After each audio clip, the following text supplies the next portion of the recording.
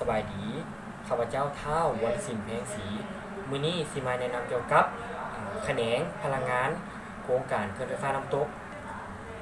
โครงการที่ข้าพเจ้าแนะนำมานี้แมนตั้งอยู่บ้านร่องกระเดือเมืองไซแข่งอุดมไซซึ่งกลุ่มรวมเนื้อที่ทางเมิดแมน 1,500 เฮกตาร์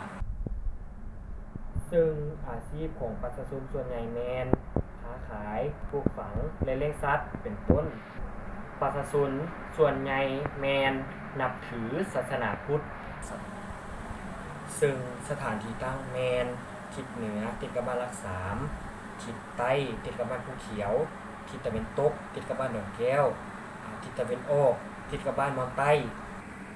และนี่แมนรูปจากดาวเทียมเส้นสีแดงแมนเนื้อที่อ่างเก็บน้ำและเส้นสีฟ้าแมนจุดสร้างเขื่อนพลังงานไฟฟ้าน้ำตกโครงการเขื่อนไฟฟ้าน้ำตกมีผลกระทบต่อสิ่งแวดล้อม2ด้านคือ 1. สภาพแวดล้อมทางธรรมชาติคือระบบนิเวศส่วนหลายเฮ็ดให้เกิดน้ำท่วมส่งกลิ่นเหม็นระยะยาว 2. สภาพแวดล้อมทางสังคมส่งผลกระทบต่อที่อยู่อาศัยคือแก่ประชาชนเป็นหลักเฮือนสิ่งปลูกสร้างหัวสวนบ่อนซอกอยู่หากินไร่นาหัวสวนหนองเป็นต้นโครงการไฟฟ้าพลังงานน้ำตกข้อดีคือ